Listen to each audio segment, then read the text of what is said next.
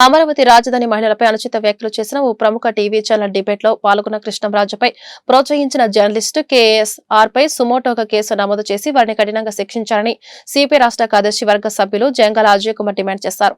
స్థానిక గుంటూరు కొత్తపేటలోని సిపిఐ కార్యాలయం మల్లయ్యలింగ భవన్ లో మీడియా సమావేశంలో ఆయన మాట్లాడారు. రాష్ట్రం విడిపోయిన తర్వాత రాష్ట్రానికి అమరావతి రాజధాని కావాలని అన్ని రాజకీయ పార్టీలు కోరాయని గుర్తు చేశారు. అమరావతి రాజధాని భూములు ఇచ్చిన రైతులు, రైతు మహిళలు, దళితులు, బీసీ మైనార్టీ వర్గాల వారు అందరూ నిర్వహించిన పోరాటం ప్రపంచ చరిత్రలోనే సువర్ణ అక్షరాలతో లిఖించదగినదని పేర్కొన్నారు. ఈ సమావేశంలో ఏఐటీసీ జిల్లా అధ్యక్ష కార్యదర్శులు మేడా హనుమంతరావు, ఆకిటి అరుణ్ కుమార్ పాల్గొన్నారు. అమరావతి రాజధాని విషయంలో మహిళల్ని వేశ్యలని కించపరుస్తూ మాట్లాడినటువంటి వాళ్ళపైన సుమోటోగా కేసు బుక్ చేసి వాళ్ళని కఠినంగా శిక్షించాలని సిపిఐగా డిమాండ్ చేస్తూ ఉన్నాం.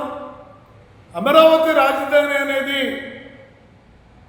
రాజధానిగా ఏర్పడినప్పుడు ఈ రాష్ట్రంలో ఉన్నటువంటి అన్ని రాజకీయ పార్టీలు అమరావతి రాజధాని కొనసాగాలని, దానికోసం అన్ని రాజకీయ పార్టీల మద్దతు కూడా ఆ రోజున ఇవ్వడం అనేది జరిగింది. అధికార మార్పిడి జరిగిన తర్వాత తెలుగుదేశం పోయి వైసీపీ వచ్చిన తర్వాత 3 రాజధానుల పల్లవిని జగన్మోహన్ రెడ్డి అందుకుంటే దానికి వ్యతిరేకంగా రాష్ట్ర వ్యాప్తంగా, దేశవ్యాప్తంగా వివిధ రూపాల్లో ఆందోళన కార్యక్రమాలు ఒక్క వైసీపీ మినహా అన్ని రాజకీయ పార్టీలు పెద్ద ఎత్తున ఉద్యమాన్ని కొనసాగించడం అనేది జరిగింది.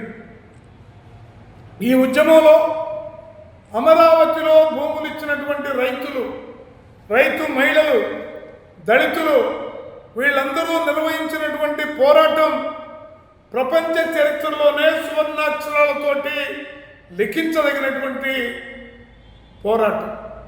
అలాంటి పోరాటంలో కీలకంగా ముందు పీడు నిలబడినటువంటి మహిళలను కించపరుస్తూ మాట్లాడటం చాలా దుర్మార్గం.